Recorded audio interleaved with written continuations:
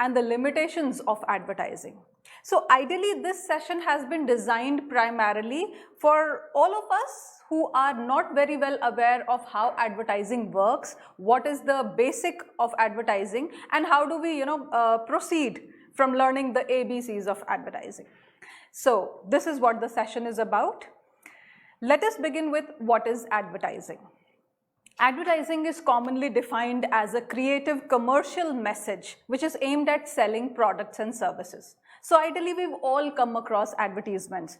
Irrespective of how much we understand advertising in terms of the message that it is trying to convey and in terms of what it actually goes to mean. It is defined as a creative commercial message. It is filled with a lot of creativity. We all know that there are a number of ads that we will be able to recall only because they are very creatively designed. So creative is one aspect that is a must when we talk about advertising or any such non-personal communication. It is commercial because it is aimed at selling products and services. It is aimed at propelling brands, and it is aimed at defining what a brand is all about. It is a paid form of communication, obviously, because since it uses media, and it is professionally designed communication which is out to elaborate upon what a brand really stands for, its values, and how it can benefit the society at large other than the profit making which it is involved in. So it has to be a paid form of communication. Also, it is a non-personal communication. It is about products and ideas, it is about services, about everything that sells, and everything from which a company or an organization can derive some profit, and everything which can benefit the society at large. And it is done by an identified sponsor. So without revealing your identity, nobody advertises. Because the very idea of advertising is that we want to make our presence felt in a market which is loaded with information, which has too much of competition, and in which we have to strategize to reach out to the correct target audience. So it has to be done by an identified sponsor. It is done always through media, in this case the mass media. We all know, we've all seen various newspaper ads, TV commercials, we've heard radio jingles, we've also seen a lot of ads on our Facebook and other social media. So ideally, it makes use of media as a vehicle to propagate its message onto the audiences. Then it is done to purchase or influence behavior. It is done to purchase or influence behavior means, say for example, currently a person is using a health drink X and you would want the person to start using another health drink Y. So for that, the kind of purposive communication that you design and the kind of media approaches it and the way it is able to create an influence will decide whether this person is going to shift his or her loyalties from brand X to brand Y. So it is basically the ideal situation is that it is able to influence the behavior of the audiences, and it is done in a manner to induce purchase. So when we talk about media helping in rising consumerism, which is not really identified as a very positive way of looking at things when we look at it from the point of view of society, though economists would think differently. But it is a way, it is a very potent vehicle, a very potent means, this advertising, which is able to induce purchase amongst people. So we know there are a plethora of things which are available in the market, out of which just because we're browsing through on Amazon or on any other Flipkart or any other such website, we think that a certain thing that we've come across can be of use for us and suits our pockets, we go ahead and purchase it. So basically what is advertising doing? It is bringing across the windows of products to us. And in every window there is a variety. So which will help you to, make a purchase decision and which will attract you to make a purchase decision. So now let us try and understand why do we advertise. Though it is quite plain and clear when I told you about when I introduced the concept of advertising to you, but yet only to enumerate upon a few points. We advertise because there is always a need to complete the economic cycle. Which is this economic cycle? The cycle of production, distribution, consumption, reproduction, and then again the cycle continues. So in order to complete the economic cycle, why is it that in in this situation of corona breakdown where everybody is confined to their homes, why is it that the economic standards of a country have been coming down? It is because of this, because production people are not available. So when there is no production happening, there is no consumption happening, or consumption is restricted because reach of brands to the customers is restricted. The economy of a country will come down. So in order to complete the economic cycle, and in order that production, distribution, consumption keeps taking place in a cyclic manner, it is important that we advertise, because only through advertisements do we get to know what else is available. Say for example, you've been using a certain brand air conditioner or refrigerator for a long time, and now when you're out to purchase a few years later another product in the same product category, you would want to know what all is on offer for you to make the right choice. So here it helps you complete the economic cycle. Advertising brings you that information. Production isn't complete without consumption. If we keep producing more than a certain quantity and it is not getting consumed, it will all be wasted. Consumption is dependent on awareness of a product in the market. How much do we consume, or what is the variety available, is known to us only through publicity and advertisements. The gap is filled by advertising, and it helps in drawing attention. How creatively a communication is made and the way it is placed, the right timing with which it is placed in front of the audiences, decides whether they are able to draw our attention or not. All times are not suitable to reach all sorts of audiences. So an advertiser or a marketer must know what is a suitable time, what is the right way of projecting a brand or service such that the person, the audience concerned, will take it up positively and accept it and make a purchase decision. So it helps in drawing attention and leads further from there. Now let us look at what are the objectives of advertising.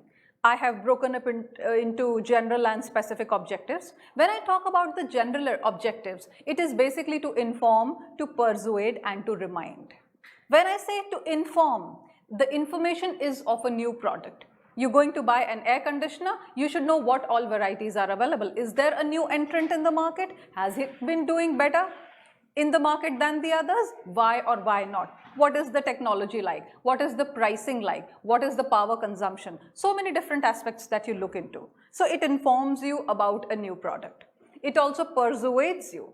In order to create demand for a brand, it is important that persuasion takes place. It is not very easy for somebody to empty one's pockets on a certain brand or a product. So ideally, advertising is aimed at persuading professionally and strategically so that the audience makes the right purchase decision, desired purchase decision. To remind about the brand. A number of times, a number of ads are only there because they have to reinforce a certain message onto the consumers or onto the target segment. So you have to keep reminding people that you exist, because there's a whole umbrella of items available. There are so many alternatives available. There are so many product category competitions going on. So ideally, you have to keep reminding that you exist and you are there for the audience, and that the customer will be very happy and pleased to buy your product. So that reminding part is also a general objective of advertising. Coming on to the specific objectives, one, it induces trial. The trial is to encourage to try on a new product. Say for example, you would have often seen that whenever there is a new green tea in the market, you would find the sachets of those green teas sticking to the morning newspaper. Ideally, that is the best way, because morning newspapers are always accompanied with a cup of tea. And what better than a free trial of a green tea with the morning newspaper. So ideally, it induces trial. Secondly, it intensifies the usage. It gets a new target segment to start using a product. So say for example, this is very prevalent in case of mobiles because the competition is really hard and technology gets outdated very fast. You have new models coming in all the time. So in order to intensify the usage, there is a certain very, a push strategy which is used so that the target segment starts using the product and starts getting acquainted with the product, and then it should become a habit so that the audience does not leave it. Then sustaining preference is another specific objective, which is to maintain your market share. Say for example, you have built a certain kind of business volume with your product or service. You would like to maintain it in order to assure that that kind of a profit keeps coming to your organization on a routine basis. So you have to maintain the market share. This is called sustaining the preference for a brand, which can be a product or a service. Then you have to confirm the image. Image retention is important. Say for example, let us talk about Amul. Amul is seen as a brand which reflects the sensitivity and the feeling of the nation. So every time you look at a Amul ad in a newspaper, I'm not talking about the pamphlets and all which are totally product oriented. When I talk about image, you would see that a little ad appearing in the newspaper and how it reflects the values that Amul stands for and the way it identifies with the sentiments of the nation. So this is the image retention. You have created an image for yourself that Amul belongs to India and it respects Indianness, and then you try to retain that image in the eyes of the audiences. The next is changing habits of buying or consumption. Advertising also helps in changing habits because say for example, a new technology comes up. Ideally we had those button phones and now we are onto smartphones and touch screens and all other different technologies are there. So you have changed your habit as a consumer from using button phones to using smartphones, touch screens. So this change in habit is also induced primarily by advertising. Of course, it happens only when you start using something over a period of time, but the initial introduction, the initial usage comes to you through that primary information which advertisement gets you. Then you are also able to build a line of acceptance for the entire range of brands. When we say entire range of brands, a brand has many verticals. The same company may be making television sets, could also be making ACs, could also be making washing machines and refrigerators. So each of these consumer durable is a vertical in itself. So it helps you build a line of acceptance for the entire range of brands. So this, one advertisement could be exclusively focused on, say for example, ACs if winters are approaching, or refrigerators. It can also in totality talk about the umbrella concern, the brand in itself. So that is called brand advertising. So it can be related to product, which is product advertising. It can be related to the brand, and it helps you build a line of acceptance. Say for example, Tata. We know Tata is into so many verticals. Tata is into automobiles, Tata is into salt, Tata is into so many different things. We also have consultancy, TCS, Tata Consultancy Services. So there are so many aspects of it. And when you're able to build a line of acceptance, an acceptance for the brand Tata and everything else that it propagates, it's even getting into property business these days. So all of it together will build a line of acceptance, and advertising which persuades you is the best way of building this line of acceptance. Now, to tell you in brief about advertising, publicity and propaganda. Now, these three terms are always interchangeably used. Laymen usually use it interchangeably, but there is a slight difference, and as students of advertising, as learners of communication, you should be able to identify how advertising is different from publicity, which is further different from propaganda. So the first thing is information. When we talk about information, in terms of advertising, it is totally non-personal. So the advertiser doesn't know who all are going to look at this piece of advertising. So it is a non-personal piece of communication. Publicity is more personal. It can also be non-personal at times, but it is largely personal, so you can identify which is the pocket of audience you're going to touch. Say for example, in a in a city like Delhi NCR, which is the segment of audience that you're trying to touch is something that you're well aware of. And then it is, in case of propaganda, it is mainly a form of political warfare. That is how it has traditionally been used. It is basically used to fight rumors or to create rumors per se, or sometimes even fight the strategies of the competition. So you create propaganda, it may not be true. That's about the information part. Then on the basis of transaction, when we try and trifurcate advertising, publicity and propaganda, in terms of transaction, advertising is totally commercial. It is a paid piece of information and it is aimed at bringing in greater sales, greater profits for an organization. As opposed to this, when we talk about publicity, it may or may not be commercial, and propaganda is aimed at a change of beliefs and values. Say for example, religious fanaticism. So ideally, you are looking at changing the values, or say for example, the idea that we have been for a long time making use of both Indian as well as foreign goods. But lately, especially after the corona attack, people have started realizing that it is important to push your own brands forward so that you're not too dependent on foreign brands, so that your economy sustains such a huge impact of something like a pandemic. So a propaganda can be aimed at changing beliefs and values. Then the source is always known in case of advertising. It cannot be an unknown sponsor who's advertising for a product or service. In case of publicity, it may not be known, and in case of propaganda, again it is always known. You have to know who is the source. Only then, what is the idea of knowing the source? If you remember, in one of my previous sessions, I have spoken about what makes communication effective. And one very important aspect of effective communication is credibility. A student should be able to believe the teacher. Only then will he or she be able to gain the knowledge which the teacher is imparting. So the source is important, and credibility increases when you know the source. And hence, the source is always known.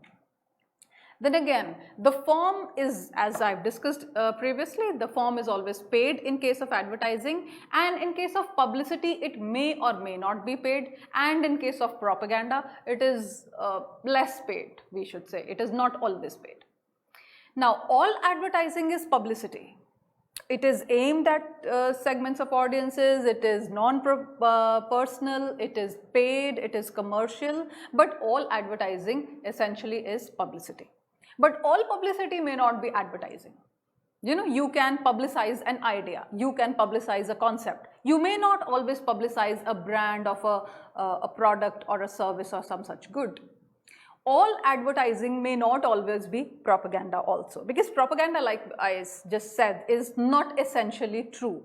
It is aimed at creating a change in the values and beliefs of the people, but the authenticity is left out to be trusted. There is a lot of information these days on WhatsApp, or has been for a long time now. The disinformation has been a huge problem, especially in case of coronavirus and pandemic. So ideally, all advertising is not like that. If advertising is not believable, people will not respond to it. As a result, this communication failure will occur for a brand. So all advertising is not propaganda. Now let us look at the advantages of advertising. Now I'll discuss the advantages as well as the limitations or disadvantages from two aspects. One, from the point of view of the brand, and second, from the point of view of the consumer. So let us look at the advertising advantages for the brand. One, it creates primary demand. So initial demand advertising is able to create, and so it results in increased sales.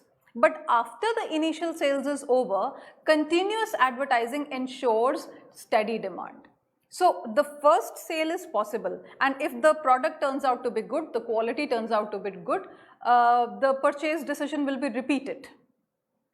But after the initial sales, the advertising focus is more on ensuring that the demand steadily rises. Or even if it plateaus at a point where it is able to draw some profit for the organization. Now, the more the demand, the more the sales, and if more the sales, the better the turnover for the company. That's easy to understand. Steady advertisement begets consumer goodwill. When you go and purchase the same brand of tea or the same brand of milk for years together, or you read the same newspaper for years together, it obviously creates a goodwill of the consumer regarding that brand. So that is the advantages of advertising for a brand. Again, if the demand in market is steady, the dealers are also interested in keeping or warehousing the brand. You would rarely find that, a brand which is much in use, any consumer good brand, will always be available. Say for example, Tata Salt, it's always available in most grocers stores. But if you ask for something which is less accepted or which is less used by people at large, there may be a problem with the, it may or may not be available with the retailers. Then advertising also helps the sales people, as maximum consumers are aware of the brand. Any brand that you talk of, Tata, Amul, any other, LG, anything that comes to your mind, if people have heard about the brand and they are well aware about how long this brand has been, or how well the products have been designed, or how satisfactory the experience of using these products or services have been, it will help the salespeople, because then it would require less convincing on the part of the salespeople of the audiences.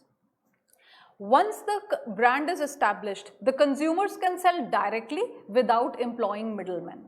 So middlemen, why do middlemen come into picture at all? They come into picture because this product or service or whatever you're trying to sell or advertise for has to be pushed to the target segment. But if the brand is already established, obviously people will come looking for it. They may not have to employ middlemen to tell everybody what this product is about, the initial information, how it stands a better chance of performance than, as compared to its competition, so on and so forth. So establishing a brand is something that advertising supports in. And once the brand is established, it also helps in negating all the middlemen from the path of the manufacturing to the consumption of the product. Now let us look at the advantages of advertising for consumers. For consumers, it informs about the product availability. So we get to know that there is a new competition in the market, or if there is a brand that has gotten into production of another vertical or another kind of product, we will get to know about it. Then comparison of brands is possible. You're able to compare a Godrej with an LG or so on and so forth. It increases competition. When there is more comparison, there is increased competition, and more the competition means the producer, the manufacturer will be forced to give in better quality. And also, if the middlemen are subtracted from this chain, the prices may be reduced, because obviously middlemen have their own share in the profit. So the prices go up for the person who is paying, the end user, the consumer. Then if well informed, it also helps in saving time and making the purchase decision. Often we will see that whenever we are out to purchase a consumer durable, we would always spend a lot of time researching, referring over to friends and people who have been using it, and then making a decision, which takes a lot of time. But if people are well informed, if the end user, the consumer, is well informed, it saves time in terms of making the purchase decision. Now let us look at the limitations of advertising. Ads ensure only initial sale. Now, if a product hasn't been designed well or the quality is not good enough, advertisement cannot guarantee sale a second time. A person can be fooled once, not every time. Then advertising can persuade. It cannot compel you to make the purchase decision. Persuasion has to be strong enough, and that is the point where the task, the objective of advertising finishes off. It is always a one-way communication, so there is no scope for feedback. Like in my initial sessions on communication, I had said that effective feedback means, effective communication means you should be able to receive a feedback.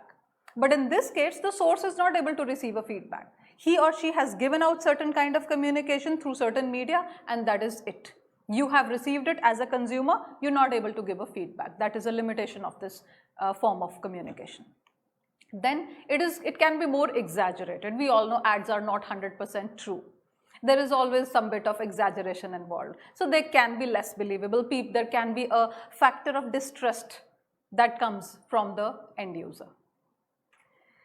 Now, what are the limitations for consumers? This is the last bit of this session. In case of wrong purchase, there can be cases of wrong purchase or unnecessary purchase or confusion. Like when you browse through the products that are available on your app, the Amazon app, you will see that there is a plethora of products that are available. And a number of times you would just chance upon a product or a service which you would think that can be of use to you. And then you would make a purchase decision. So it wasn't a real need, but it was showed in such a way and you felt that it would be needed. It was a felt need and you gave into it. You made an unnecessary purchase. A number of times there can also be confusion about the information that you need in order to make a purchase decision about a product, and there can also be a wrong purchase.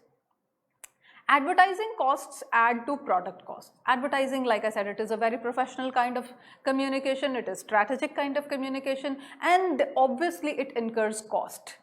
So because the success or failure of this communication and the brand will be dependent upon how well researched the communication is and how well you've designed the message and whether it reaches the audiences at the right time and in the right place or not. So the cost is high.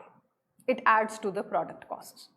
Now, advertising can be exaggerated, it can be deceptive, it can be misleading, and we have had rules and regulations to prevent that, but yet ads, we all know, are not 100% believable.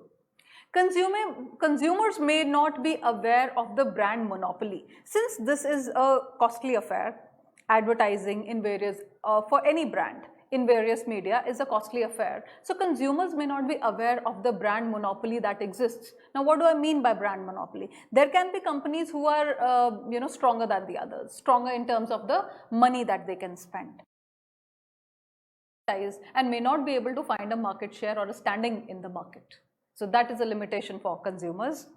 And yes, it can sometimes get vulgar, it can sometimes be demeaning to certain sections of the population. A number of times, like even in media research, for a long time people have been talking about how women have been objectified in ads, or the racism, the color of the skin has become important. So those are the lines that advertising shouldn't cross, but a number of times it has crossed. So this is again a limitation for consumers.